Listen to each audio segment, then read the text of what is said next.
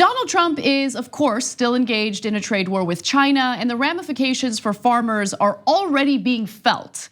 But all of us are gonna feel the consequences soon as we notice the prices of products that we need rising and becoming less and less attainable, especially for people who are working minimum wage jobs.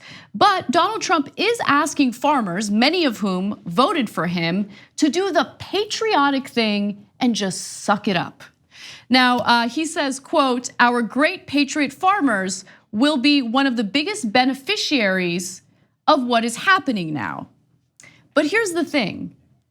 A lot of them will never be beneficiaries of what's happening now because many of them have lost incredibly important trade relationships. And once they lose those relationships, do you think that their previous trade partners are just gonna stop and wait until trade is better again? No, they're going to make new relationships with farmers in other countries, and that's certainly happening right now. So the long-term ramifications are real. Farmers are really suffering from it, and I actually would like to hear from farmers themselves rather than putting words in their mouths. So let's take a look.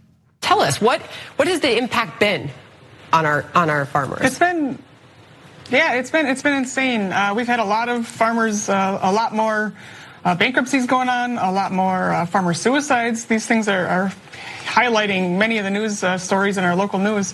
But we have more commodities, more grains sitting on the ground right now because we lost huge export markets. We lost export markets that we had for 30 years that we'll never get a chance to get back again. So farmers are hoping and hopeful to get their crops in the ground this year, but really hopeful that we'll have a place to sell it come fall.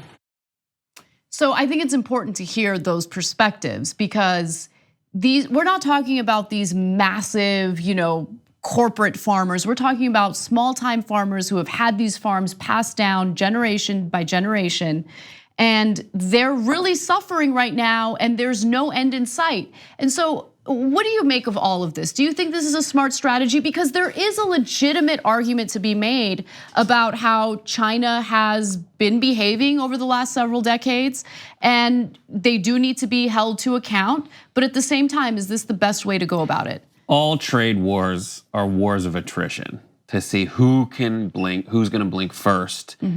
And the strategy of Trump, the thing we were selling a lot of was food. Like we were exporting grain and all that stuff.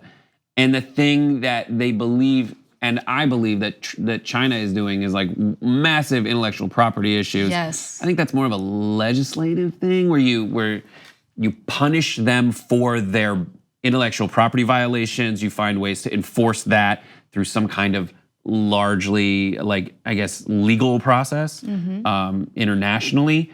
But if I were to summarize the Republican voting blocs, it would be people in the middle of the country who are socially in step with what they think, like traditionally they're religious and they're like, I'm a wholesome social conservative. And then you have like the rich folks who they just say like, China's killing us.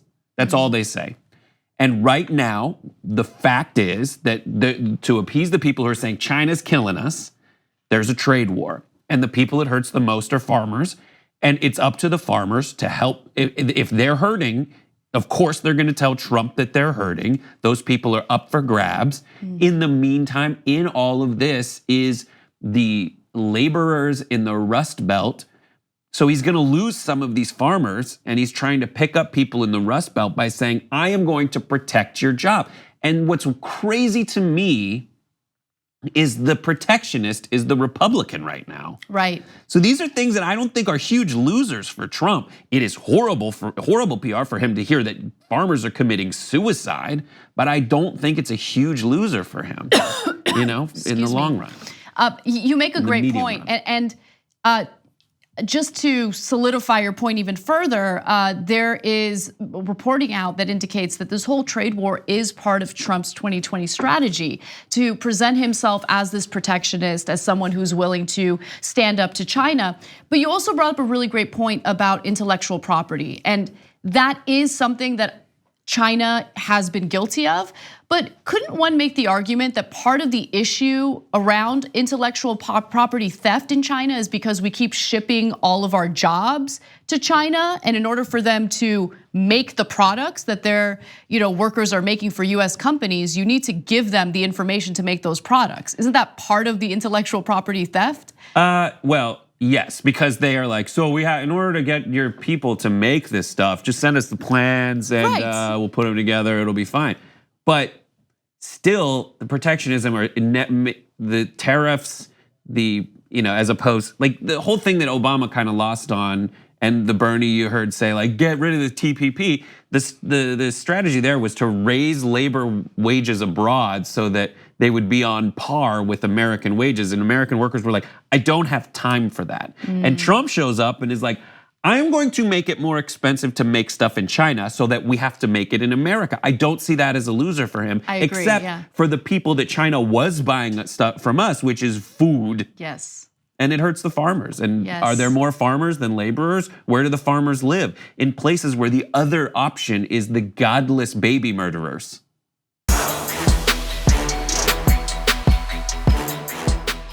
Thank you very much for watching this clip from The Damage Report.